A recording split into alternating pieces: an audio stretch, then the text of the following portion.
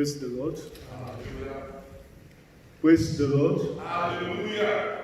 Today in our cycle scriptures, we've studied on David's victory over the Amalekites. David's victory over the Amalekites.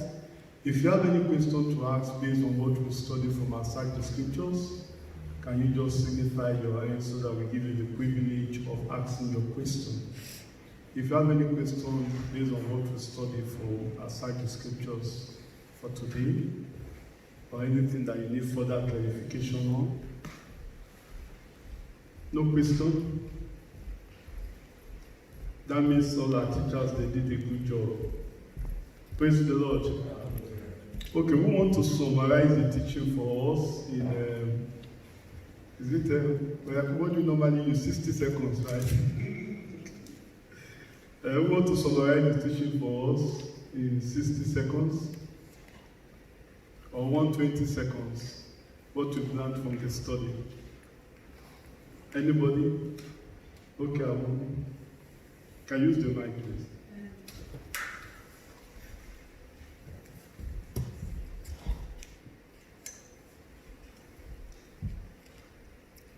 Praise the Lord. Hallelujah.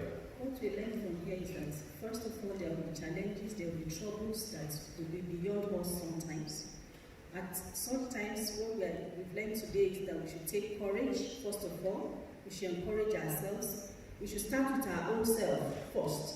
Take courage, then move forward, trusting in God for help, looking for help in the right direction. Praise the Lord. We should ask God for help so that He can guide us. And then, secondly, is that when God has given us the victory, we should learn to be kind to others. We should think of the time we were down and also see others that are down and see how to lift them up. Praise the Lord. We should also apply wisdom in helping others that we found that are helpless and vulnerable, like the Egyptian slave, so that at the end, they will eventually be the people that will strengthen us in our own weak points too. Praise the Lord. Praise the Lord. Hallelujah. Thank you for that wonderful summary, and I think that's basically some of the lessons we've learned from today's side scriptures. But then I just want to point one or two things to us before we pray. If you open your Bible with me to 1 Samuel chapter 13, open your Bible with me to 1 Samuel chapter 13. I'll read from verse 8. And David inquired at the Lord, saying, shall I pursue after this troop? Shall I overtake them? And he answered, what did the Lord answer? What did the Lord answer? Pursue.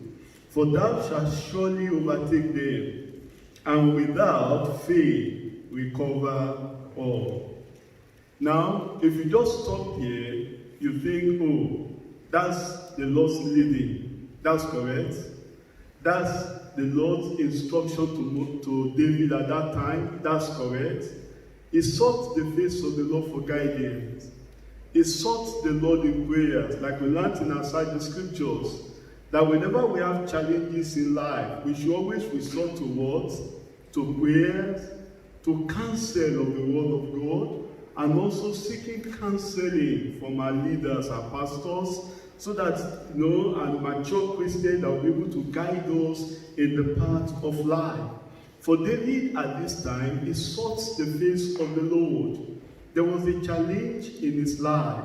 His wives and his sons and daughters and all the wives and daughters and sons of all his armies were taken captives, and Ziklag was pulled down. But David sought the face of the Lord in prayer. Very instructive that before we take any decisions in life, or whenever we come to crossroads in our lives, we should learn to seek the face of the Lord. Don't just, try to work things out yourself. Don't just try to say, oh, let me just reason it out. You don't have time to reason it out. You have the word of God to guide you. You have the Lord willing to answer your prayer, like we learned in our service here, think about some weeks ago, that we need to ask the Lord, and the Lord is waiting to hear us ask him, because he's waiting, he's willing to answer our prayers. That no matter the challenges we are going through in life and in situation, we should learn to seek the face of the Lord. But then, look at how David carried out this instruction of the Lord in verse 10. Immediately, and the Lord told him, pursue. Look at what the Bible says. But David pursued. Very instructive. You know, he did not try to change the word of God. He did not try to say, okay, God say pursue. Maybe this is the way I need to pursue. This is the way I need. He didn't try to change it.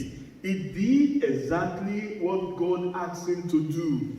Is that the same thing with us? When we hear the word of God, you know, through our Father in the Lord at the Bible study, when you hear the word of God and the Lord is speaking to you as you come here on Sundays in our worship service, when you hear the word of God and the Lord is speaking to you during a revival service, or even in your own family devotion or quiet time, do you do exactly as the Lord has commanded you?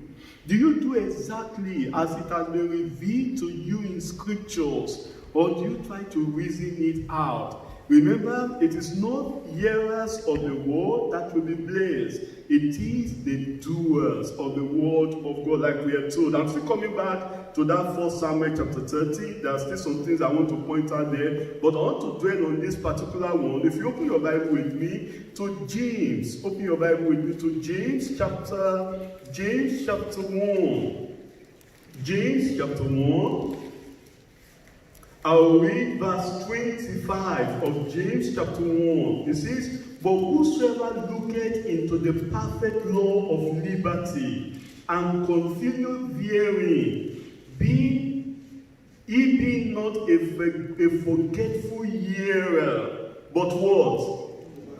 But what? A doer of the word. This man shall be what? Shall be blessed in his deed. Then in verse 22 it says, be ye doers of the word, and not hearers only. Be ye doers of the word. As you hear the word of God, like David had, the Lord told him pursue, and David went to pursue. He did not change the word. The same thing the Lord is telling us today. As you hear the word of God, and it's something the Lord is telling you to do as revealed in his word. You've seen it in the Bible. Could be your restitution, could be, salvation, sanctification, Holy Ghost baptism, all these Christian experiences. We've been taught the word of God, but you are still struggling with it. The Lord said, be ye doers of the word, and not hearers only. The danger we have here, if we are not careful, we hear so much of the word of God, but are we doing it? Are we living our lives in accordance to the word of God that we are hearing? Are you patterning your life? Are you, living your life in accordance to the word of God that you are hearing? When you hear the word of God, you know the Bible. Do you live in accordance to the Bible? Or you want to save face and say, this word of God, if I do it now, I will lose friends? Who cares if you lose friends? Who cares whose God is annoyed at you? If you are standing on the word of God, remember, not everyone will be your friend if you are living in accordance to the word of God. A man of the Bible, can I tell you this very day, is a man of few friends. He doesn't even have friends. That's just the truth. Because people you think that are your friends, when you take your stand on the word of God, you might offend them. You might offend them. And if you want to be a man pleaser, you cannot be a God pleaser. That's why the Lord is telling us today, be ye doers of the word and not hearers only, deceiving your own self. That was what David did. The Lord told him, pursue. And in verse 10, we are told, he pursued. I pray God will grant us understanding in Jesus' name. But then come with me again to that 1 Samuel chapter 30. 1 Samuel chapter 30. I'll still read from that verse 10. But David pursued, he and 400 men, for 200 above, which were so faint that they could not go over the brook Besor. And they found an Egyptian in the field. They found an Egyptian in the field. What do we learn from there? You see, in the course of pursuing, of doing the will of God, do you understand? Learn something from here. Another need came. Another, challenge came to them to fulfill the word of God. Are you learning something from there? They found an Egyptian. Remember, he's not an Israelite. Remember, he's not a Jew. But this man was in need. This man was sick. And he was at the point of death.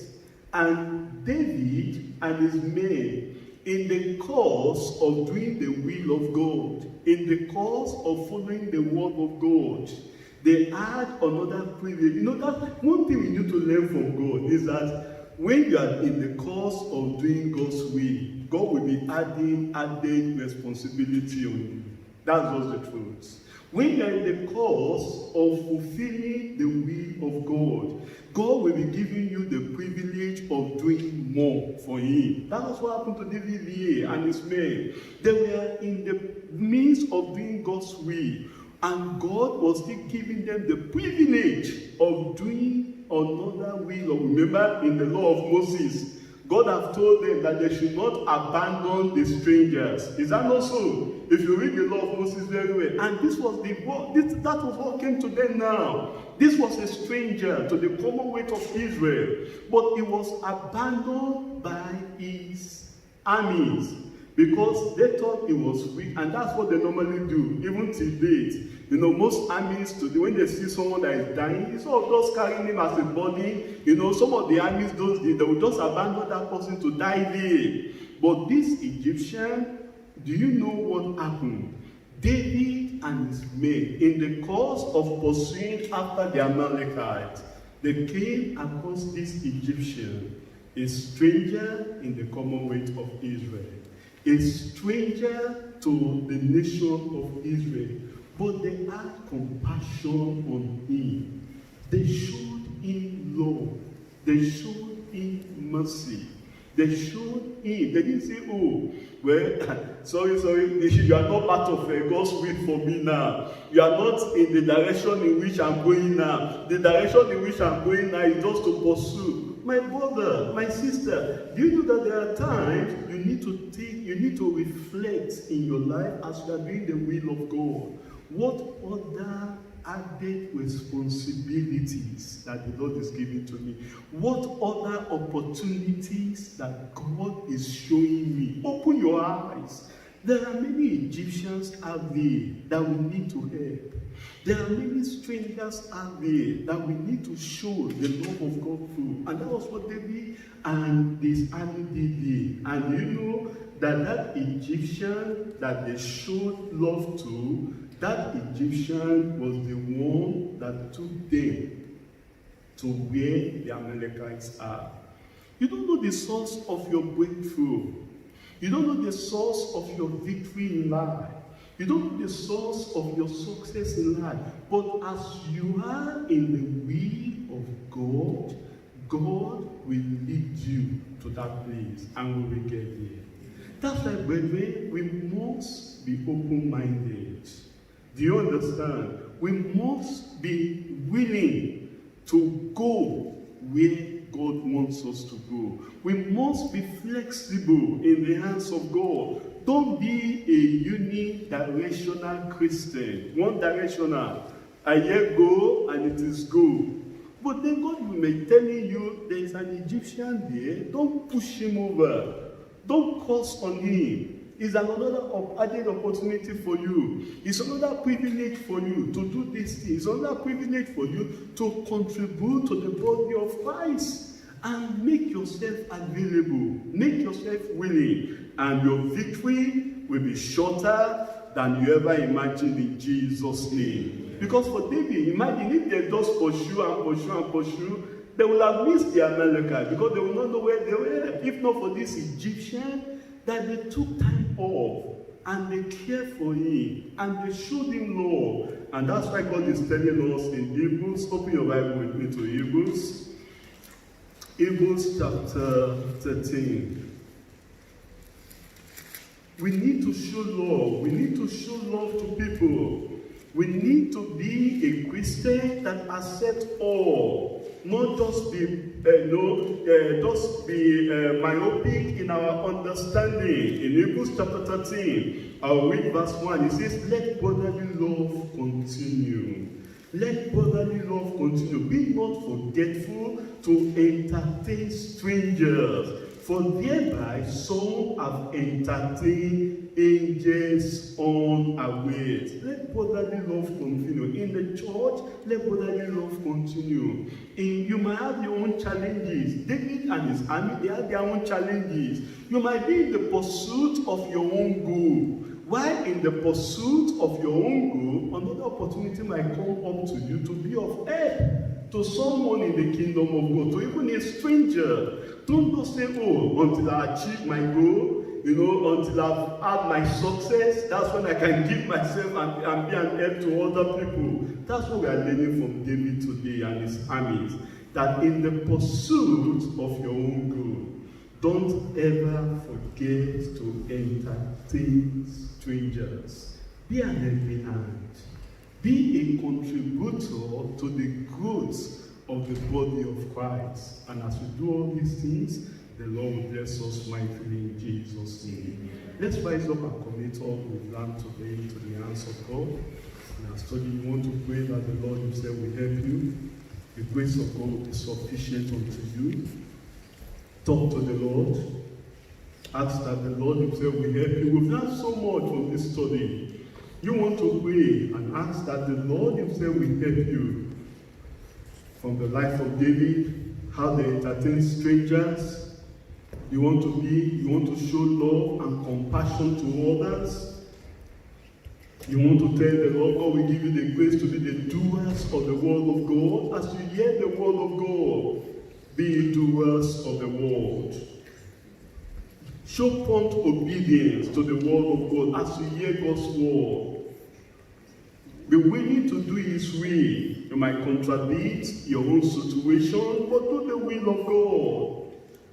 Pledge your life today that you want to do the will of God and that the Lord himself will help you. Willing to walk, willing to do his will. Talk to the Lord. Ask for grace.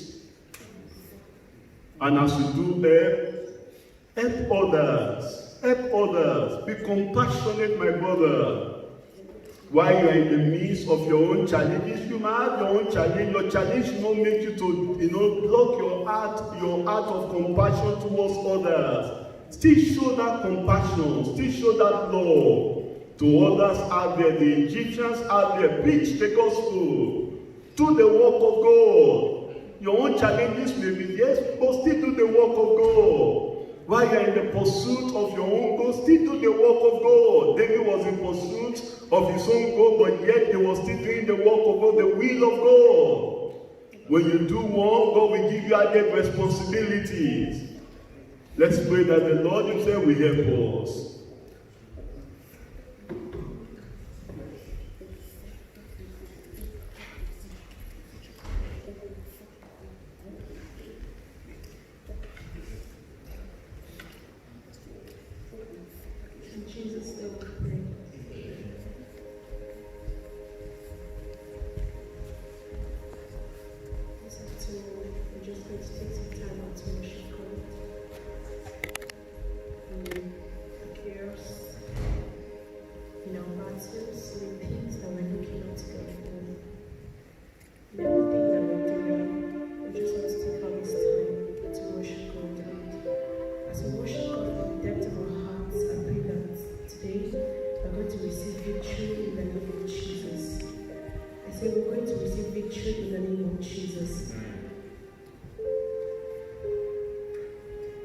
You don't have to worry.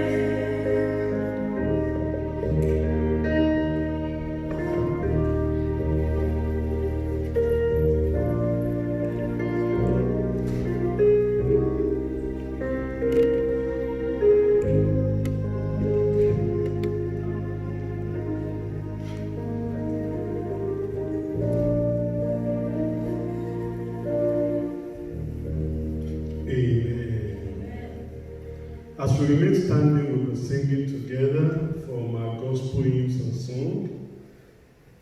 Number 99. There is victory within my soul.